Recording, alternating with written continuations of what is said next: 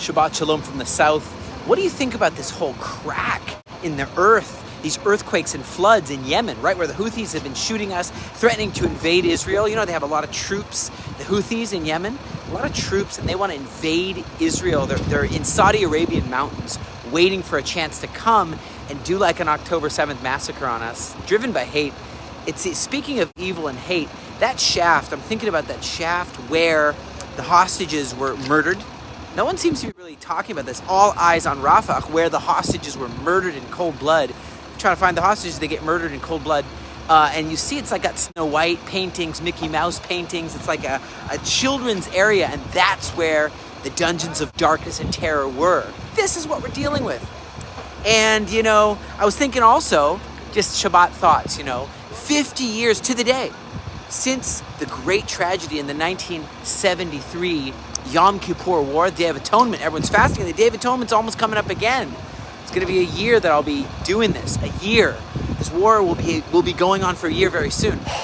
And so 50 years to the day, what does this mean? Is there like hidden messages here? Are there hidden messages in all these events happening to Israel in the history? Now you look, there was the Munich massacre. Remember the Olympics? We just had the Olympics again in Paris, but remember there was the Olympics in 1972, 52 years ago exactly, and there was all this shooting. These Palestinians called the Black September Group. They took 11 Israeli hostages that were competing in the Olympics. They literally demanded the release of their terrorists, their murderers, 234 murderers. They wanted to have, to be released, and they even held some of the Germans. But what happened is, it was exactly happening again to the day where again gunshots were heard in Munich. It's just 52 years ago. It was on the 5th of September. Very strange, very strange. It's just strange what's going on. Are the hidden messages? I remember that there was a failed attempt by German authorities to rescue the 11 Israeli hostages in the Munich in 1972. And they failed. And then you had Israel's like Golda Meir. She's like, we are going to rescue them. We're not going to capitulate to terror. We're going to rescue them. So she did Operation Wrath of God to hunt down those responsible and went to find these terrorists and says, we're not going to capitulate to terror. We are going to stand up to terror. And so you have right now these German authorities right now saying, what's going on in Germany? Why is there all this terror? What's happening?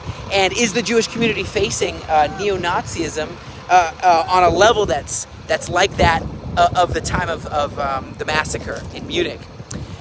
I just want to say this today as Shabbat starts. God has a plan in all this. It's not just, as they say, ala fadi. It's not just random. No, God has a plan in all this, and Psalms 119 comes to my mind, right? It's for the Shabbat. The proud dug pits for me, like tunnels, which are not after your Torah. All your commandments are faithful, and they that persecute me, you will help me, God. Help thou me, O Lord. Amen. It's the Islamic Jihad, the Jabhat al-Nusra, the Hamas, the Hezbollah, the Boko Haram, the Houthis, all these guys, listen up. If you put bombs in Judea and Samaria, we're going to find them, we're going to destroy them. You put bombs in Gaza, we're going to find them, we're going to remove them. And terror will not pay.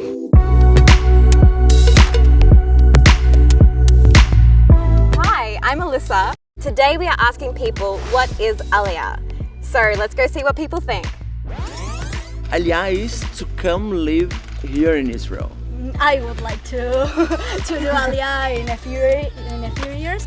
To immigrate to Israel and the right to return to our past. When they return to the land, there's not only a physical blessing that comes with that, but a spiritual blessing. In Hebrew, the word Aliyah means to ascend. My name is Chaim Nailspin. I'm the director of operations here at the Aliyah Return Center. But when Jewish people come and return to the Promised Land and fulfill that ancient dream, they're making Aliyah. I myself, of course, made Aliyah. This is us. We're seeing ourselves in Ezekiel 36, where God says, I will gather you from all the nations where I've scattered you. In Jeremiah 32, I will gather you from all the countries. And we're saying, hey, is God gathering us? And that word is kibbutz, to gather you, to kibbutz you. And here we are. The hard part of Aliyah isn't getting on the plane. It's getting off the plane. And how do you settle? You have to learn Hebrew. You have to get a job. You have to sign a rental agreement. go to the army. Everyone has to serve here. Even the women have to serve in the army here.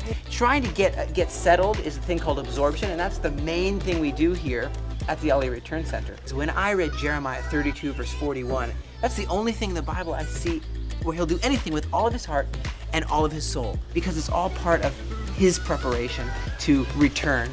And we're all part of it, whether someone's Jewish or whether there's someone who's not Jewish and wants to be part of the story. They're in this.